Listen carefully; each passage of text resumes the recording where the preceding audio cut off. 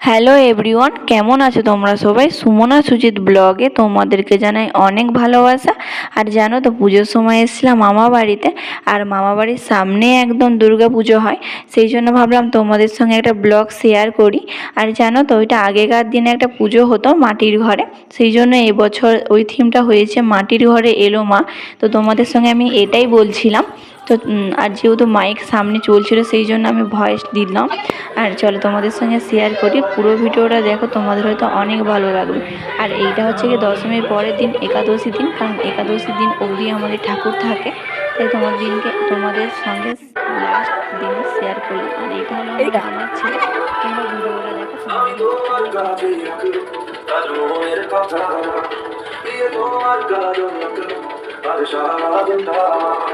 তুমি বৃষ্টি হয়ে নামলে, তুমি বৃষ্টি হয়ে নামলে, আমি তোমার কাছে রাখবো আর মনের কথা।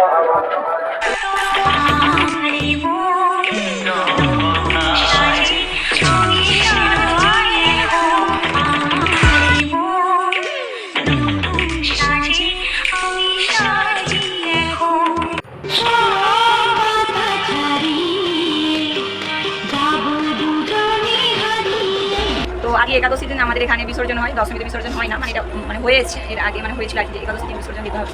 তো আজকে বিসর্জন, সেই জন্য মণ্ডপে যাবো, যেহেতু আমার বাড়ির সামনেই একদম, আমার মামার বাড়ির একদম সামনেই মণ্ডপ, সেই জন্য আর সেরকম রেডি হয়নি, তো যেরকম আছে ওইরকমই রেডি হয়ে গেছে। আর এখানে বোন হচ্ছে গিয়ে রেডি হচ্ছে, বল কিছু।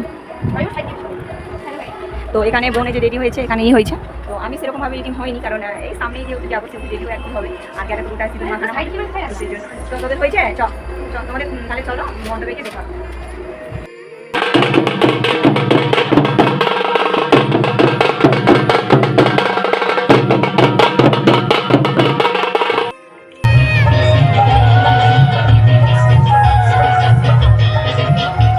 কার কার মাকে বরণ করতে ভালো লাগে অবশ্যই কমেন্টে জানাবে, আমার তো বেশ ভালো লাগে। আর জানো তো, একাদশীর দিন এখানে ঠাকুর বিসর্জন হয়, যার কারণে একদিন এক্সট্রা থাকে, মানে দশমীর পরের দিনকে ঠাকুর থাকে, সেই জন্য এখানে সবাই বরণ করে নিচ্ছে। এখানে আমিও ছিলাম, বরণ করছিলাম, কারণ আমার ভালো লাগে বরণ করতে। আর তোমাদের সঙ্গে এই ভিডিওটাই শেয়ার করলাম। দেখো, অনেক মজা হয়। আর যেহেতু সময় ছিল সন্ধ্যেবেলার মধ্যে এটা ঠাকুর হয়েছিল, কারণ যে যার মধ্যে সে তার বরণ করতে পারবে ধীরে সুস্থে। আর এখানটা অনেকটাই ভিড় হয়, দেখতে পাচ্ছ, এখনই কত লোক, তারপরে দেখবে আরও মারাত্মকভাবে লোক এসেছিলো। যেহেতু ঠাকুরটা অনেক বড় করে হয়, সেই জন্য একটু তো ভিড় হবে।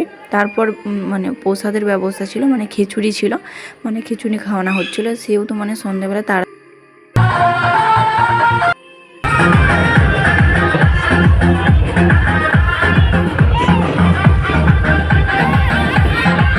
যেহেতু অনেকটা রাত হয়ে গেছে, এবার মাকে নিয়ে চলে যাবে বিসর্জনের জন্য। আর দেখতেই পাচ্ছ এখানে কতটা ভিড়।